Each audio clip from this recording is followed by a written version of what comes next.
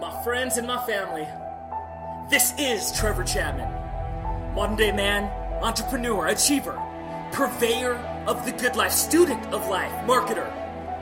After over 10 years in business, tens of millions of dollars, I've learned this one thing. There's too much noise. It takes tactics and strategy. You can't buy it, you earn it through experience. Failure after failure hones the craft. You must become a warrior. It's time to run. The experience you can't buy. You had to have earned it. It's my turn to give back and contribute. I share all of my lessons from 7 to 8 and from 8 to 9 figures. We'll see if it goes from 9 to 10, but I'm gonna give it all to you. Consistency, persistence, dedication, vision, time, discipline, work. I'm gonna give it all to you so that you learn from where I failed and you learn from my experience. My brothers, this is your daily fuel. Hey everybody, Trevor here. I'm excited to be here. I want to share something with you that I attribute so much of my happiness, my joy, my successes, and my peace of mind. I want to share it with you today, and I want to first let you know that as I was in college, I studied philosophy. It was the only coursework that actually made me feel like I was improving myself. And as I went through that, there was a concept that really struck out at me, eudaimonium.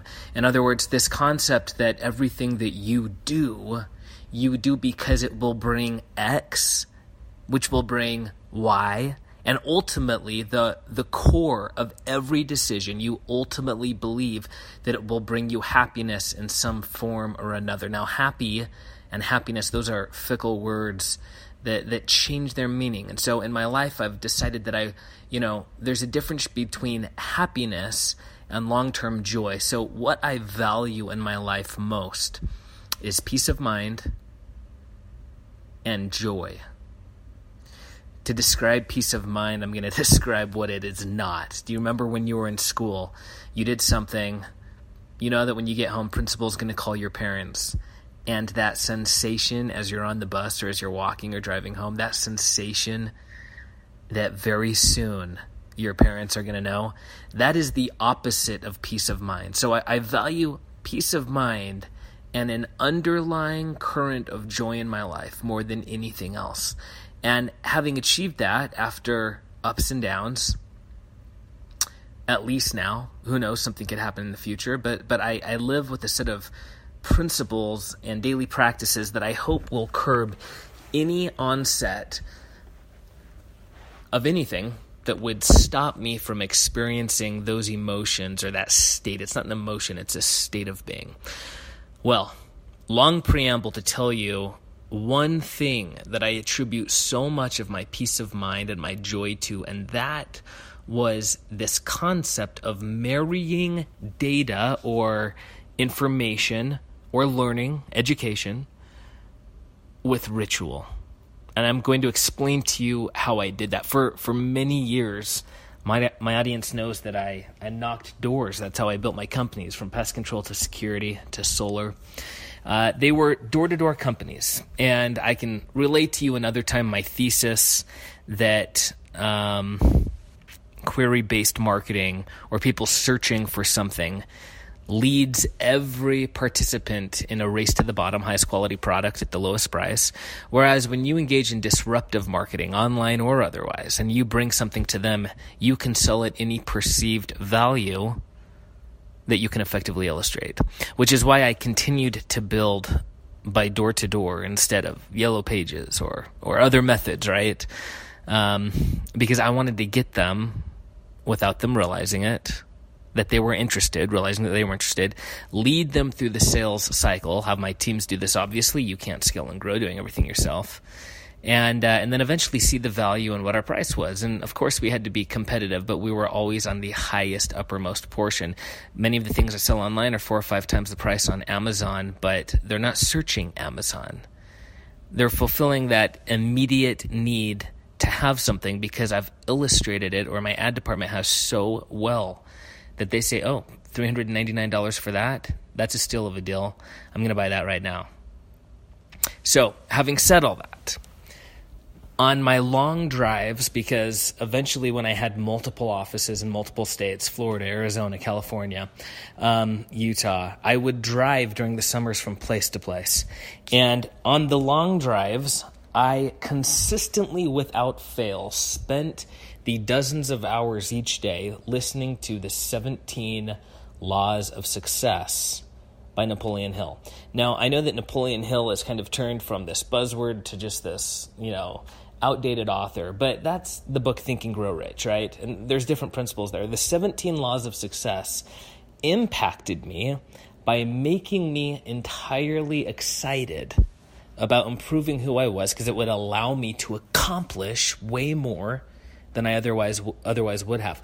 Literally, in my head, I can envision the deserts that I drove through, the mountains that I saw, the rivers whose bridges I passed, and hear and experience the sensations that I experienced, the excitement, the drive, the what's around the next corner of my life as I listened to this audio, so much so that it became deeply ingrained in me.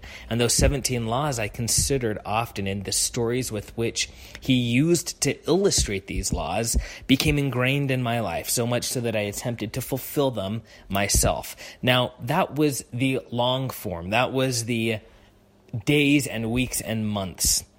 But when I did knock doors as to build my enterprise, I had a ritual. That was my long-form ritual. Now, you need something long-term that's going to be an undertow in your life. For many people, that's Game of Thrones or Pretty Little Liars or something else. And that really doesn't create an undertow that's going to pull you out to the island you want to arrive on. It just simply is not going to do that. Now, we hear this all the time, but I want to explain to you logically why. They say, what you feed your mind is what you manifest and all this stuff. But I really want to perhaps share with you from my perspective in my own life why that has become true. The long-form content that people consume over the long periods of time should be excellent audio or books that will help them perceive the world differently than everybody else. Because if you perceive it how the population perceives it, the majority, then you will, by universal law, have and end up as they are. Now, I know you don't want to do that, because the very fact that you're listening to this somewhat obscure podcast right now in this history of time tells me that you don't want that. And it also tells me that you're likely an acquaintance of mine, and I surround myself, birds of a feather flock together.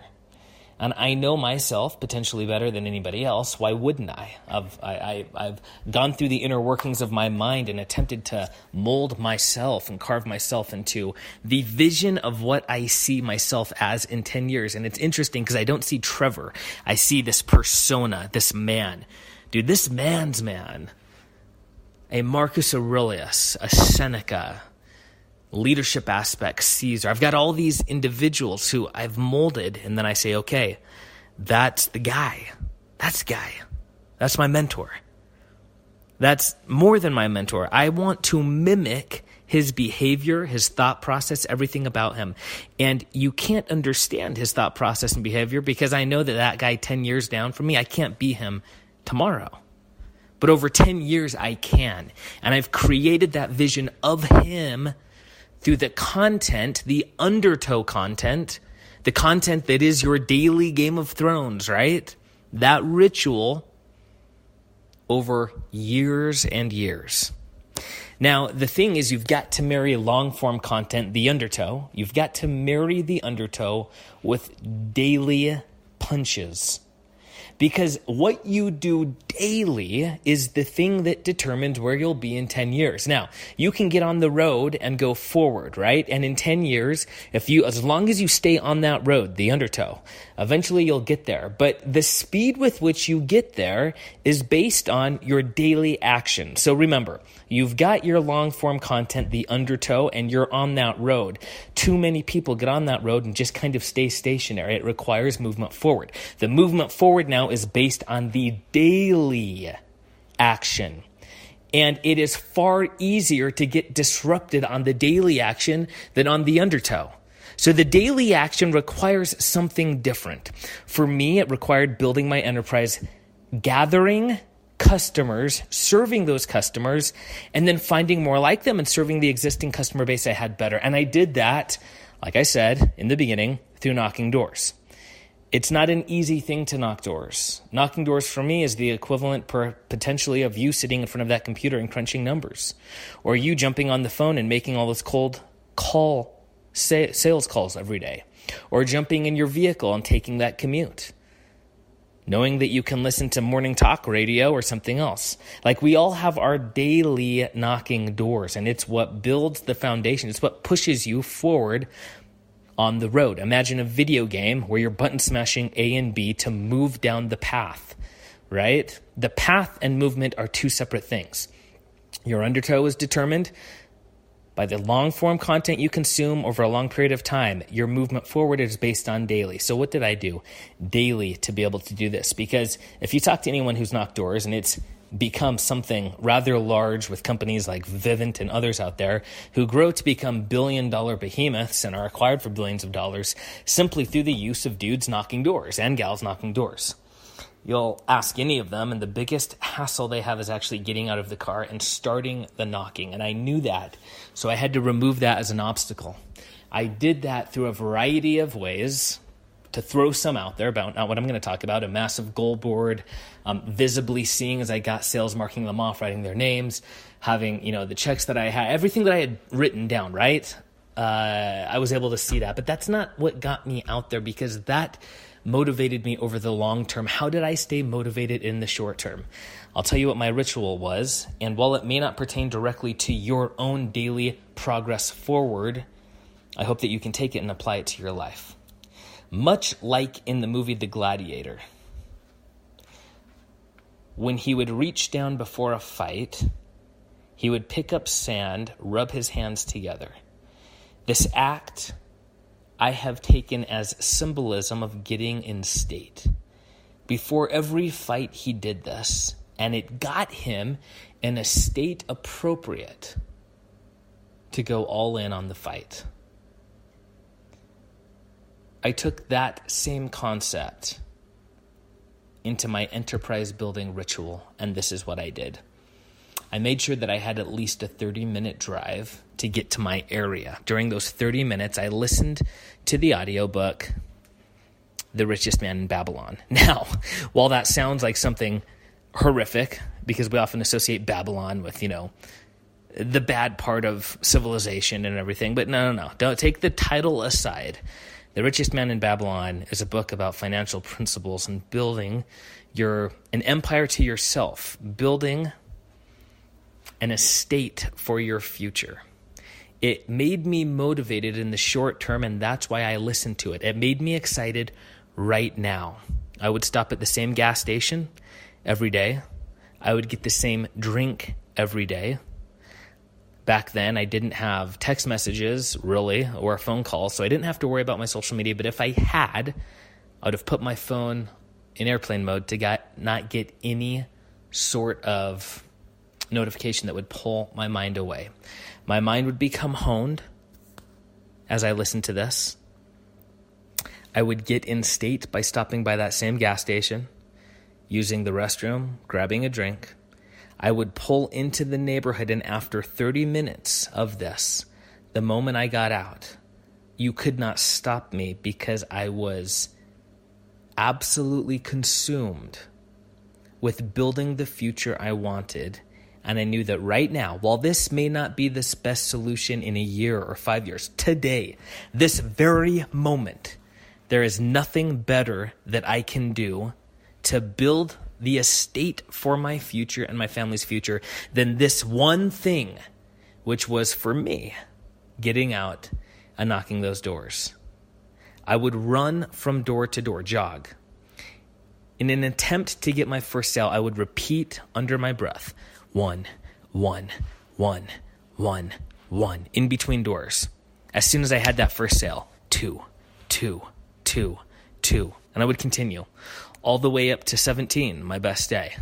Most days I would leave with 8 or 9 sales, each sale paying me roughly $500 at my peak.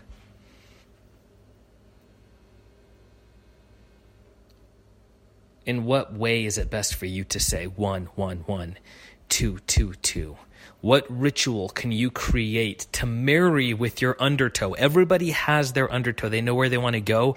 And oftentimes they're consuming, at least this group, material that's going to get them a correct undertow. But to make progress daily, that's where we fall to the side. It's too easy to jump on Facebook or Instagram or Snap.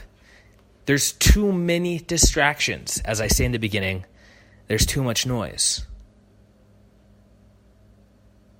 Question right now what you can do to get in state for the arena, to march like a gladiator, so that you move forward and eventually materialize and realize that person that you see 10 years down the road. If you'll literally draw out your undertow and then draw out your daily punches that move you forward on that path, you'll have such a greater chance to succeed. Now remember a few episodes back, beware of the fact that the mountain that you are carrying, you were only meant to climb. Stop throwing the dirt on your shoulders and make progress by walking up, by climbing, by trekking. Stop carrying the mountain. And remember that every person that's on top of the mountain didn't fall there, nor did they accidentally stumble there. You can accidentally make $1 million, but you can't accidentally make 8 figures. You have to engineer this. So engineer that trek to the top. And lastly, if you are tired of starting over, stop giving up. All my love and all my respect until tomorrow. If you want aid in doing this, I have services on trevorchapman.com. This isn't a sales pitch, but this is a true labor of love from my heart, from the Academy of Arbitrage, in which I show you how I made $1 million in 90 days, $2 million in 180 days, 6 months with no prior experience online, to actual digital strategy and content. Until tomorrow, my friends, Trevor out.